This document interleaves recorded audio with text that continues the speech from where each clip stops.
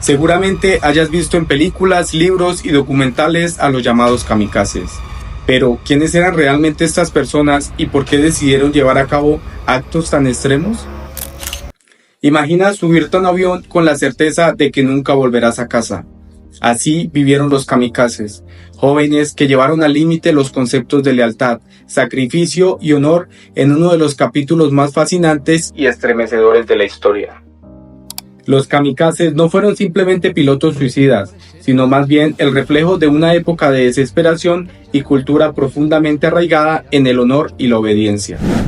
Veremos la historia de quiénes fueron, qué los motivó y cómo su legado sigue siendo un tema de debate hasta el día de hoy.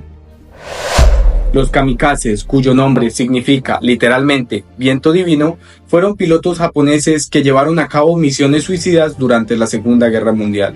Pero, ¿por qué se les llamó así? El término proviene de una referencia histórica. En el siglo XIII se dice que un tifón destruyó la flota mongola liderada por Kublai Khan, cuando intentaba invadir Japón. Este viento divino fue interpretado como una interpretación divina que protegió al país.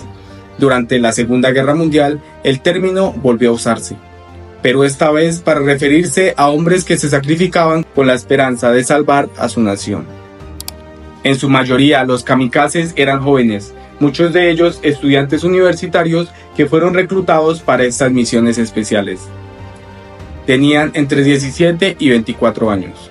Aunque algunos se ofrecieron como voluntarios, otros no tuvieron opción. La presión social y el deber hacia el emperador los empujaba a aceptar estas misiones. Pero para entender, tenemos que situarnos en el contexto de la Segunda Guerra Mundial. En 1944, Japón enfrentaba una derrota inminente. La guerra en el Pacífico había cambiado drásticamente a favor de los aliados, y el país estaba acorralado. Su marina había sido prácticamente destruida y la superioridad aérea de los estadounidenses era abrumadora. Ante esta situación desesperada, Japón recurrió a una táctica extrema. Fue el vicealmirante Tajiro Nishi quien propuso la idea de las misiones kamikaze. Según él, si un avión cargado con explosivos era dirigido directamente contra un barco enemigo, el daño sería mucho mayor que el de un bombardeo convencional. Para Japón, esto no solo era una estrategia militar, sino también un acto desesperado para mantener el honor en medio de una posible derrota. La primera misión kamikaze oficial tuvo lugar el 25 de octubre de 1944, durante la batalla del Golfo de Leyte. En esa ocasión, los pilotos lograron hundir el portaaviones estadounidense USS. Esto marcó el inicio de una táctica que se convertiría en una de las más emblemáticas y polémicas de la guerra. ¿Pero qué motivaba a estos hombres? Este es quizá el aspecto más complejo de entender. Para los kamikazes, su misión no era simplemente un acto militar, era un acto espiritual. Japón estaba profundamente influenciado por el código samurái, conocido como Bushido, que valoraba la lealtad, el honor y el sacrificio por encima de todo. En esta filosofía, morir por una causa justa o por el emperador no era un acto de desesperación, sino de gloria. Además, el culto al emperador jugó un papel clave. En ese momento, el emperador Hirohito era considerado una figura divina y sacrificar la vida por él era visto como el mayor honor. Sin embargo, no todos los pilotos compartían este fervor. Algunos historiadores señalan que muchos kamikazes se sentían obligados a participar por la presión social y el temor al deshonor. De hecho, hay relatos de pilotos que escribieron en sus diarios personales sobre el miedo y la tristeza que sentían antes de sus misiones. Desde un punto de vista militar, las misiones kamikazes fueron daños significativos. Se estima que más de 3.800 pilotos kamikazes participaron en el ataque, hundiendo alrededor de 50 barcos aliados y dañando otros 300.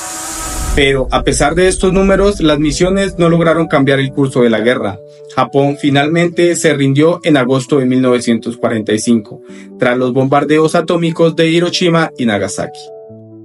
Sin embargo, el impacto psicológico fue enorme. Los soldados aliados se enfrentaron a un enemigo dispuesto a morir con tal de cumplir su misión. Esto generó miedo e incertidumbre, ya que nunca sabían cuándo podrían ser atacados por un avión kamikaze. Antes de sus misiones, muchos kamikazes escribían cartas a sus familias. Estas cartas a menudo contenían poemas o reflexiones que mostraban emociones encontradas.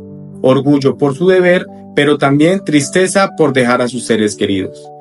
Los aviones kamikazes no eran sofisticados, de hecho, muchos eran modelos obsoletos cargados con explosivos y combustible suficiente para un solo viaje. Algunos pilotos fallaban intencionalmente con sus ataques, desviándose del objetivo en último momento. Esto demuestra que, aunque el sistema japonés glorificaba estas misiones, no todos los pilotos estaban realmente convencidos de ellas. Hoy en día los kamikazes son un tema de debate. Algunos los ven como héroes que sacrificaron sus vidas por su país, mientras que otros los consideran víctimas de un sistema que los obligó a morir por una causa perdida. Su historia nos invita a reflexionar sobre el costo humano de la guerra y cómo la ideología puede llevar a las personas a tomar decisiones extremas. En Japón, los kamikazes son recordados en lugares como el santuario Yasukuni y el Museo Chiran, donde se exhiben cartas, fotografías y objetos personales de los pilotos. Estas exhibiciones muestran el lado humano de los kamikazes, alejándose de las narrativas exclusivamente militares. Estas personas no solo representan un capítulo oscuro de la guerra, también nos recuerdan hasta dónde puede llegar el ser humano cuando la lealtad, el honor y la desesperación se entrelazan. Su historia sigue viva, no como una glorificación, sino como un recordatorio de las profundas cicatrices que la guerra deja en la humanidad.